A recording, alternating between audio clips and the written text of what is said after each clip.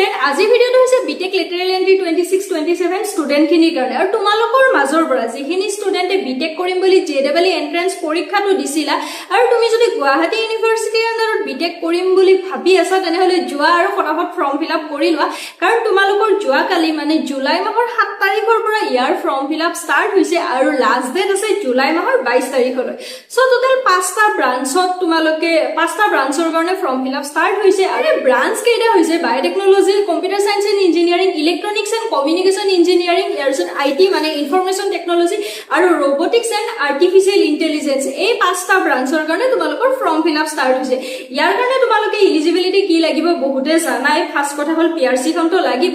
তাৰ লগতে তুমি ৰিকগনাইজ পলিটেকনিক ইনষ্টিটিউটৰ পৰা ডিপ্লোমা মানে পলিটেকনিক কমপ্লিট কৰা হ'ব লাগিব আৰু তুমি যদি জেনাৰেল কাষ্টৰ পৰা বিলং কৰা তেনেহলে তোমাৰ 45% থাকিব লাগিব তেতিয়াহে তুমি ইয়াতে ফৰ্ম ফিল আপৰ কাৰণে এলিজিবল হ'বা আৰু তাৰ লগতে যদি তুমি আদাৰ কাষ্টৰ পৰা বিলং কৰা তেনেহলে তোমাৰ 40% থাকিলেও ইয়াত ফৰ্ম ফিল আপ কৰিব পাৰিবা আৰু লাষ্ট সেমিষ্টাৰৰ ষ্টুডেন্টেও ইয়াত ফৰ্ম ফিল আপ কৰিব পাৰিব এটা বস্তু মন কৰিবা তোমালোকৰ যিখন ইডব্লিউএছ বা এনসিএল দিবা সেইখন মানে ভেলিড হ'ব লাগিব